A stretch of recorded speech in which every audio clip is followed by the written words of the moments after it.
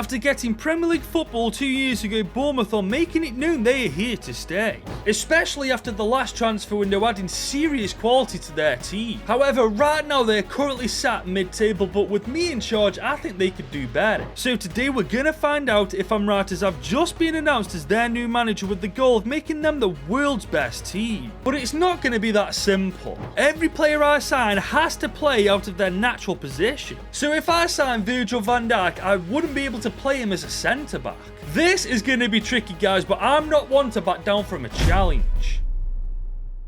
As here we are, ladies and gents, and as you can see, I have officially been announced as Bournemouth's new manager. And this is the team that we have inherited. And truth be told, ladies and gents, I feel like this is a very strong team. I mean, there's youngster Alex Scott, centre-back Ilya Zabarny, full-back Milos Kerkez, and of course, new transfer Evangelson. On top of that, there's only 2 players over 30 years old in the entire team. That's practically unheard of. We do have Kepa on loan to us right now, but let's be real, that's not really an issue. And neither is having 54 million to spend. Season 1's looking good so far. But as you know, we've got to be smart about this. We can't just spend this money on any player we want, especially when we've got to follow one rule. And that is, I can't make a left winger a right winger, a left midfielder a right midfielder, or a left back a right back. Because it's the same position on the other side of the pitch. And I bet you're now thinking, what about the keepers? Because we can't train these keepers to be outfield players, and we can't train outfield players to be keepers. Well, to tackle that issue, I am only allowed to sign 1 keeper every 2 seasons. So when I said to you guys just I've got to be smart about this 54 million, I truly meant it. But under my management, I've got very high hopes with this Bournemouth side that we can certainly turn them into the world's best team. But as always, guys, we've got to mess around with the tactics. If we get this wrong, we're fighting an uphill battle straight away. So I'm going for the 4-3-3 attacking formation with a counter-attacking build-up style and a pretty deep line. I know that we always rock this 4-3-3 attacking variation, but with how I'm going to set them up, this just works the best. As for the player instructions, as you can see, we are pretty attacking, but we're quite conservative at the same time. Our right wing is an inside forward, our strikers are going to be a poacher with a wide playmaker on the left. Our fullbacks are going to be players fullbacks, not wing backs. Our 2 centimeters are going to be box to box with a playmaker as a cam. And as far as I'm aware, guys, this is our strongest lineup for season 1 prior to making any transfers. But I've been thinking, guys, I don't think 54 mil is going to be enough to spend in season 1, especially if every transfer we make, we've got to change them out of their natural position. And given the fact we've got a lot of Bournemouth players with quite a bit of money, I am making a very bold decision. I am putting a lot, and I mean a lot of Bournemouth players on the transfer list to sell. Some of your favourite players might indeed be on this list. If that's the case, I apologise, but trust me, I'm doing this for a good reason. And that is, I want to be loaded, as all of the players pretty much on that transfer list have indeed been sold. All but 2 guys. Christie just won't leave no matter who comes in for him, and Sinistera hasn't had any transfer offers. But we've now got 136 million to spend on this team and putting our spin on it. And trust me when I say, with this rule in place, it isn't going to be easy. But the first 2 problems I want to tackle are by a mile the easiest. I want to sort our 2 wingers out. And for that left side, I'm going for Alias Ben Seguir, only 19, already 75 rated. His stats do suit an attacking midfielder more than a left winger, but trust me when I say I've got a great idea for that attacking midfielder role. As for the right side, I'm going for Yankuba Minter. I know he's only 74 rated, but he's an exciting prospect. And judging by his stats, he just needs to improve his passing and shooting, and he'll be a fantastic winger. And there we have it. For the combined total of 23 mil, we signed both of these players on 5-year deals. And because I spoiled it, you know exactly what I'm doing with them. Ben Seguir is going to be a left winger, and Minter is going to be a right winger. But for the rest of the signings I make with this 110 million, you're going to be left in the dark, guys. I want you to guess what I'm going to do with the players that I sign. As the next player I've just signed on a 5-year deal is Alexander Zinchenko for 15.5 million. 79 overall, got something special, and still only 27 years old. That caught me off guard. I thought he was a bit older. I've also just spent a further 24 million signing fullback Rafael Guerreiro. He's 30 years old, so we'll get a maximum 3 years out of him, but trust me, I've got big plans for this guy. As I have also got big plans for our next signing, who I spent 33 million on. And that player is, of course, Reece James, mid-20s and 82 overall. If we can keep him fit and uninjured, he will be a crucial part of our success at Bournemouth. But we now only have 26 million to spend, which means we've got one more signing to make, and trust me, I've saved the best until last, as I've just spent a whopping £20 million on the greatest player of all time, Lionel Messi. 37, 88 overall, and he's going to be worth every penny for the 3 years we've got him. But we've got no money left, guys, 2 mil to be exact, so it's about time I showed you guys my plans for these new signings. But let's start with what we know first, guys. Mint is indeed, of course, going to be a right wing. Is he going to go up an overall? Yes, he does. 75 rated. That's 1 out of like 6, I think. Then there's Ben Seguir. He's training to be a left winger as well. Is he going to go up? 76 rated. That's 2 for 2. Now we move on to the most obvious one out of the 4 newest signings. Messi is indeed going to be a cam. Is he going to go up an overall? 89 rated at 37 years old. The GOAT. But now it's time for a less obvious one. We need a centre-back, and Reece James is going to become one. What's his overall going to be?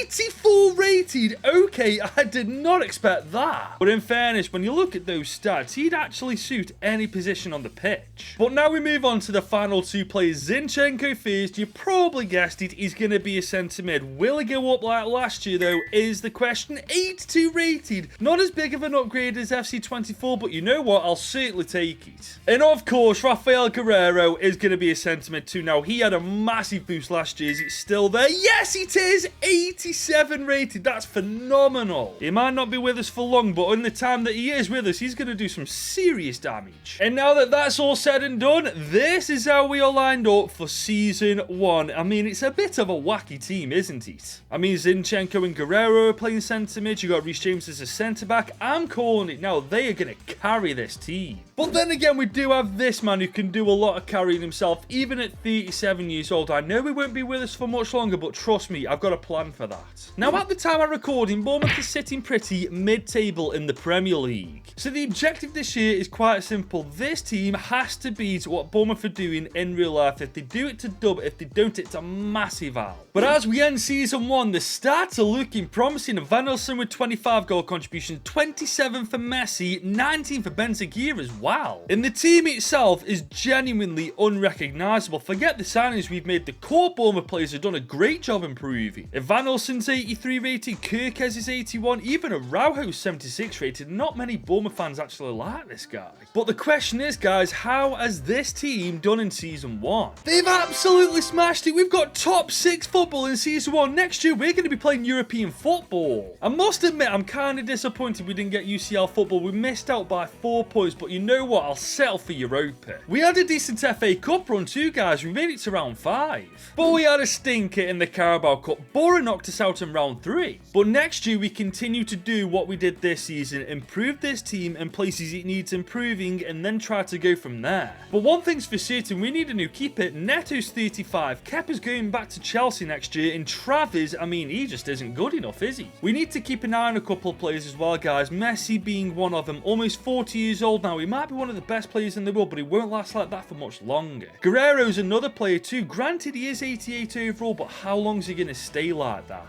It's going to be interesting going forward, guys, especially now that we've got Bournemouth Europa League football for Season 2. But before we get there, guys, if you're enjoying this position change only video with Bournemouth, drop this vid a big old thumbs up and smash that subscribe button if you're new. So here we are, guys, Season 2 of Bournemouth, and we need to get this team ready for European football. And like I've already said, guys, we really need a new keeper. I mean, Neto's our best, and he's in his mid-30s, not even 80 rated. But there is another position I overlooked last year. We need a better right back than Julian Araujo, because he is not good enough to play in the Europa. Luckily, though, because of last season's success, we've got 140 million to spend, so sorting this out shouldn't be too difficult. But remember that rule for the keeper. I can only sign one keeper every 2 seasons, so the player that I choose to fill in this role, he's got to be worth it. And I think Marco Konasecha is going to be worth every penny. He's 25, 84 rated, and his contract's expiring as well. And that's why I've just had an absolute bargain with him, only having to spend 32.2 mil to sign him on a 5-year deal. And looking at the team now, it is almost ready for Europe. We just need a bloody fullback, and honestly, I'm kind of stumped. that. I mean, my first thought was Jules Koundé, but he's actually already a right back in this game, so I literally cannot go for him. But hang on a sec, guys. I've just remembered a player who's now a right midfielder in this game, who last year was a right back, Jeremy Frimpong. He can play as a right back. He's got the stats of a fullback, and he's 85 rated. This one's a no-brainer. So I wasted no time in signing him on a 5-year deal for 76.2 million. It will take a little longer than I thought to convert to a right back, 25 weeks in total, but the good news is he will convert to one. And we do have 23 mil to spend, but honestly, I think at this point I'm going to use that on contracts in the coaching system. I don't need any more players at the minute, because this is how we all lined up for season 2, and if I do say so myself, guys, I think we've done a pretty damn good job. However, guys, it will be interesting to see how they fare in Europe, as we are for the first time with Bournemouth in the Europa League. As for the Premier League, though, it's been a mixed bag. We played 3 games and won 1, drawn 1 and lost 1. But already looking at the team, there's been steady improvement amongst the players. And once Frimpong actually turns into a right back, I think it's going to be game over for everybody. Well, maybe I just got ahead of myself there. We have got top 4 football. We've done well, but it's not quite game over yet for everybody, is it? Saying that, though, we almost won the FA Cup. Liverpool just beat us 2-0. But we won the Carabao Cup, beating City 2-1. That's our first trophy won with Bournemouth. And as for European football, we smashed the Europa League. We finished second in the league phase. And then we battered SK Rapid 3-1. We battered Frankfurt 5-0. But we got battered by the Bottle Jobs. Oh my God, that's embarrassing. How are we going to reach the semis and not even try, man? That is actually mental. I mean, come on, this team should have defo put up a better fight against the Bottle Jobs. We should have actually made the final. Stats-wise, though, I really can't complain. Vanilson got 35 goal contributions, 19 and 8 for Benziquia, 13 and 4 for Messi, and 12 and 16 for Guerrero. But we've overlooked some massive news. We finished top 4, which means we've got Champions League football next year. But winning it isn't going to be easy, because the team to beat right now is Real Madrid. I don't think we're quite there yet with this team, guys, but trust me when I say we're not too far away either. To be honest, guys, the problem we're going to have going forward is finding players to actually fit into the starting 11, because quite frankly, I don't think there's going to be many. And as we enter season 3, guys, I was right in what I said. There's not many players that I can buy that can fit into that starting 11. However, there is one, and he is Trent Alexander-Arnold, 27, 87 overall, and he cost us 77 million. But if you think for a second I'm telling you where I'm putting him in the team yet, you're mistaken. I'm not done yet in this transfer window, because I've still got 96 million to spend,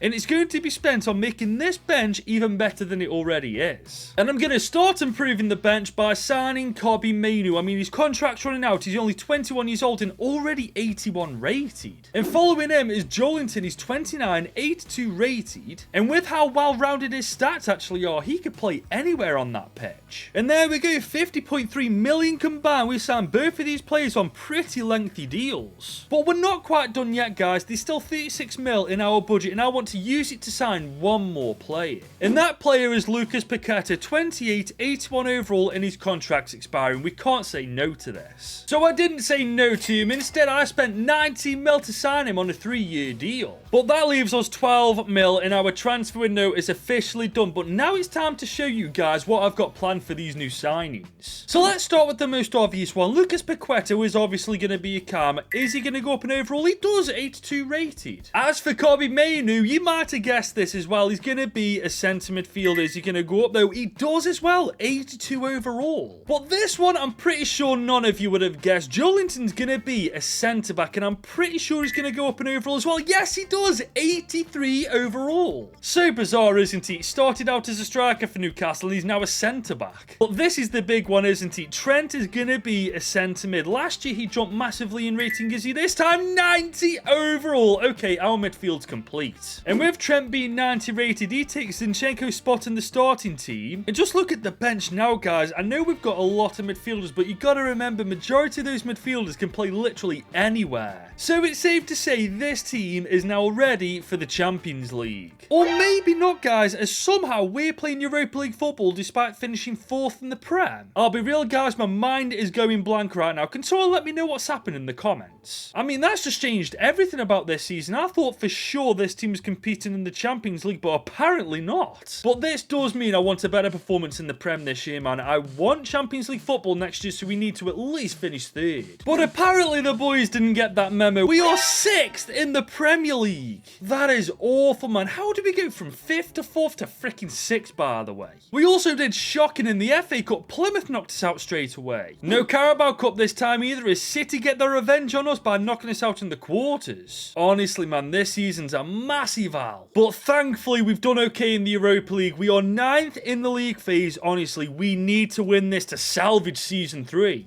And that's exactly what we've done. We've battered Feyenoord 5-0. We've got Champions League football next year. It's about time as well, man. It's taken us 3 freaking years. But this team is well and truly ready for that competition. If we didn't get it this year, it would have been diabolical. I mean, look at these stats as well. Ben Seguir and Vanilson absolutely tore it apart this year. Not to mention Favier, Minter, Guerrero, Paqueta, Mainu, Trent Alexander-Arnold. They all smashed it. And once again, it's the same team to beat Real Madrid in the UCL. I mean, they've won it back to back. They're going to take some doing to topple. And granted, whilst this team does have its weaknesses, I fully believe we're capable of being that team to beat Madrid to the Champions League next year. However, guys, I've ran into a little issue. We've got 92 million to spend, but off the top of my head, there's only one player I can think of signing who I can convert to another position, and that is Luke Shaw. And as you could probably guess, I'd convert him to a centre-back. But we don't need another centre-back, do we? We've got Joelinton, Reece James, Ilya Zabani. It just seems like a waste. But I've just remembered that goalkeeper rule. We can only sign one keeper every 2 years. And 2 years ago, we signed Marco Cornacecchi. And Travers is right now our second choice. And honestly, if Cornacecchi gets injured and we're in the Champions League, I don't fancy leaving Travers in goal. So with that being said, I'm going to sign Miguel Di Gregorio for that second choice keeper role. Only worth a max of 34.1 mil. We've got plenty of money to spend. We may as well just spend it on him and call it a day there. And just like that, for 31.6 million, we signed him on a 3-year deal. Now, we do have 55 mil to spend, and it seems a bit of a waste to not use it, but honestly, who do we spend this money on? I mean, obviously, we do need a better backup striker for Evanilson, but I genuinely cannot think of a single player I can convert to a striker who would be better off for it. So it's for that reason I'm leaving the transfer window there with the team looking like this. The only difference is actually Paqueta's taken Messi's spot in the starting 11 now. But to be fair, he's 40 years old and only just retiring, man. I think he's done pretty well to last this long.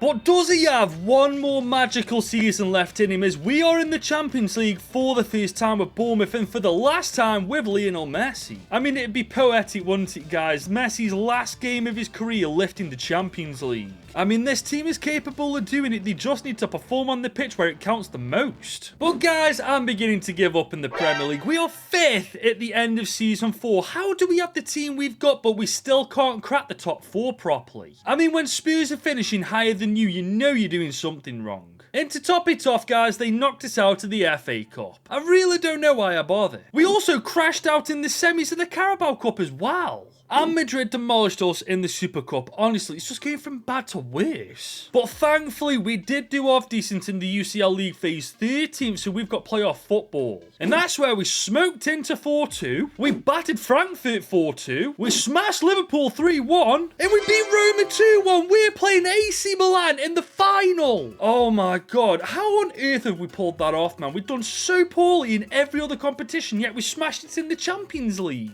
And we got to smash it one more time against this AC Milan side. And truth be told, that is a disgusting team that probably matches us on every level. Having said that, I don't think they're pulling stats like us though. 29 and 4 for Evanilson, 23 and 13 for Ben Seguir, and 12 and 6 for Kobbie Mainoo, who somehow, by the way, is 89 rated. As this is the team heading in to the Champions League final, and it's hard to believe that every single player in this team is playing out of their natural position. Reece James is a centre-back, Alexander-Arnold's a centre-mid, Guerrero's a centre-mid. We truly have built a great team. However, up to this point, they've only actually won one trophy, which was the Carabao Cup back in Season 2. But if we beat AC Milan in the next 90 minutes, that could all change, as we'd have made Bournemouth not only the Champions League winners, but the world's best club. By the way, there is one other thing I did before before this game started, I put Lionel Messi into the starting 11. I mean, it's his last game of his career, and it's Lionel Messi. It felt wrong to leave him out of it. And here we come with Minty. We're going to try and find Alexander-Arnold. We found him. Can he take... Oh, what a save! Bentancur is on the ball. Messi is waiting for it. Oh, it took too long to take the shot. Van Nelson on the ball. Okay, we got Bentancur in behind. Okay, 1-0, surely. Oh my God, that is disgusting. That save should not be happening, man. That is fantastic. Fair play. And here comes Minty. We're looking for that over-the-top ball to Van Nelson. Can he get there? No, he can't. Here comes Koeman. He's trying to come inside. Oh, we've done really well there. Oh, that's great keeping. We got Minty in behind. Oh, that's a gorgeous ball. Please tell me he's onside. He's onside, and he's freaking missed a one-on-one. Bro, are you joking? That's got to go in, man. I don't care. We're in the Champions League final, for goodness sake. You can't choke opportunities like that. As here we come with Guerrero. Okay, we got a bit of room. Let's take a shot from... Oh, bloody hell.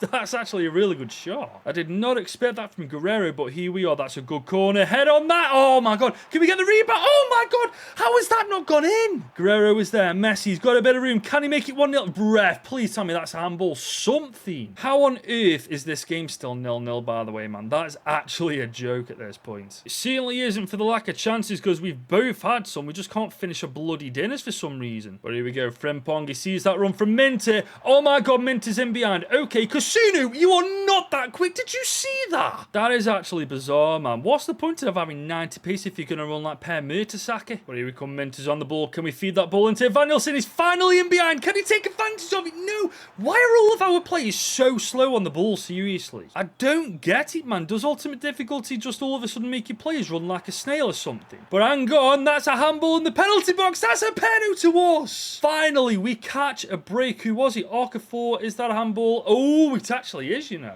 And we've got some penalty takers, but none are stepping up to the plate like Messi. And he's put us 1-0 up inside the Champions League final. 20 minutes to go. Game on. Last game of his career, he could potentially have won the Champions League final with the winning goal as well. What a freaking story. Pirkaz on the ball. He's looking for Bentancur. Is he going to find him? Bentancur, has he got the legs for it? No, he hasn't. But here comes AC Milan with the ball. Oh, they're trying to find Thuram. That is fantastic keeping Cornacecchi. Oh, AC Milan are in behind. Oh, that's a fantastic save, Cornacecchi. Still not away though, guys. Oh, again Cornacecchi with the save. This has to be the last attack of the game. Cornacecchi. Oh, again he's made the save. Just get it the freaking hell out, and we are the Champions League winners, guys. Just freaking clear it, and that's it. That's the full-time whistle. We just escaped with the win against AC Milan. 1-0 on the night. Messi with the winning goal to end his career as a Champions League winner.